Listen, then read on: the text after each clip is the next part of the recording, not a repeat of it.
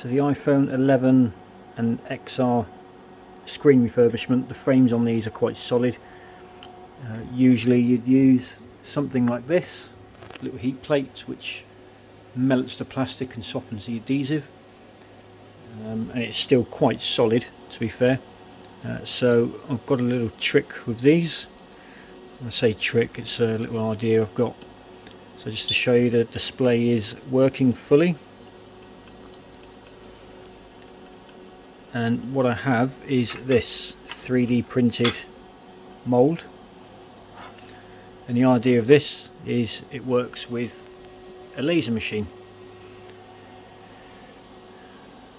So what we do is we unplug this,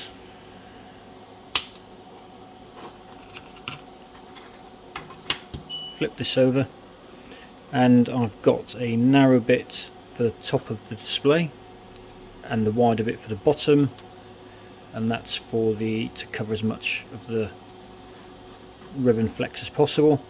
Push that in. I've removed the touch because I removed the touch and replaced the touch IC chip of the phone.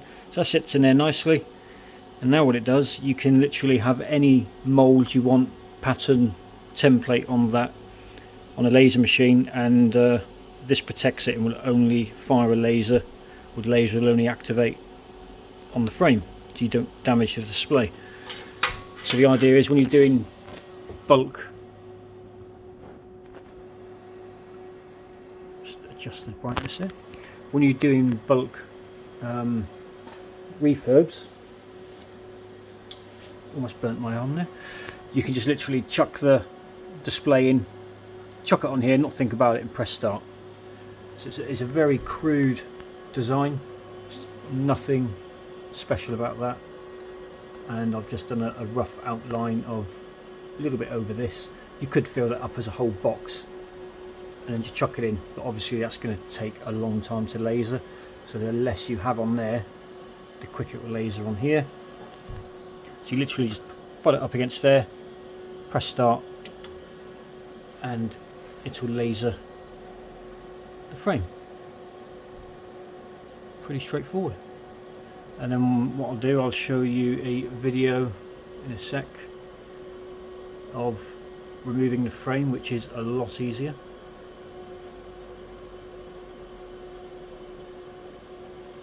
This is quite a thin bezel. I did have some sprues on there as supports, but they snapped off. I could do that top plate a little bit thicker. It is very thin, but this works. So all I've done was just measured the width of the LCD, put that into some 3D printing software, and then measured the bezel, took about 1/4 mil off, and then put that on the inside of the frame, and then you get this effect here, which only allows you to burn the perimeter. So it's quite straightforward to make. Like I said, very crude, very effective. If you do want the STL file, just drop me a message through the website or whatever. Donation of a couple of quid will be nice to keep things running, as I don't do this full time. This is literally just a little hobby of mine, albeit an expensive one, but I like to do quality if I can. You see the discoloration there on the edge of the frame, and it's now doing its second pass. So this mould won't work, I don't think, for things like forward. I do believe a lot of these laser machines, including forward, already have a template for the iPhone frames, but I just love the fact that you don't have to double check, because if your focal length is different, you will damage your display. This is literally like a foolproof way of chucking the display on between jobs and not even worry about it. So when I'm doing a few screens at a time, because I would normally save these up and do batches of 11s and XRs, while I'm pulling the frame off one, I've literally just chucked this under and I'm lasering this one, so I'm banging through them basically. I don't have to worry about lining them up. So it's almost to the end. So yeah, forward this won't work, but things like M triangle, anything that uses this type of software, EasyCAD, it should work.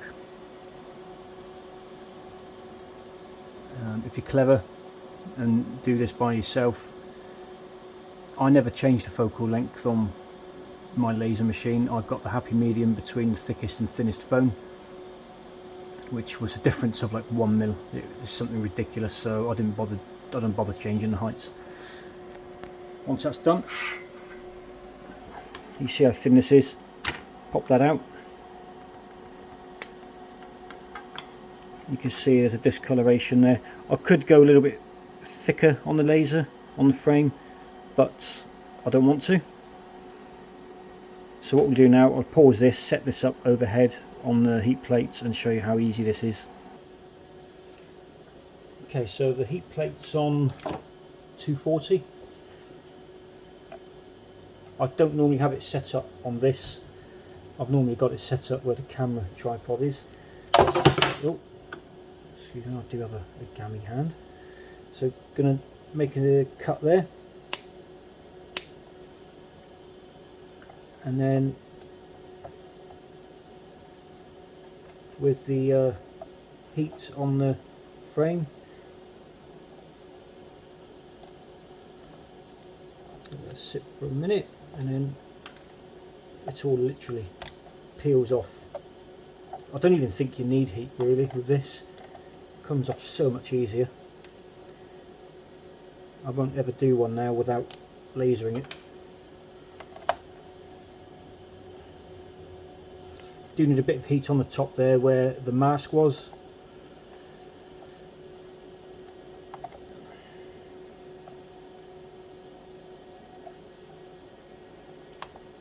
A bit difficult to see. The camera in the way.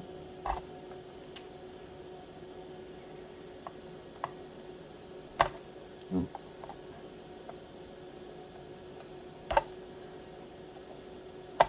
Missed that bit. I should better dig that out. There we go.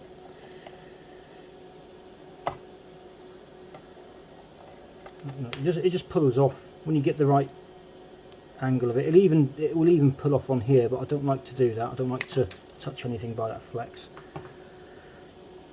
Turn that off because that is roasting. And then we get the tester. You can see that the discoloration there, where it's burnt the paint layer off of the glass. So that's what you're doing with the laser, you're burning the paint, you're not burning the glue, which a lot of people think's going on. You're just burning the paint layer which the glue's attached to. And then we'll fire this up just to show that I've got no lines going up.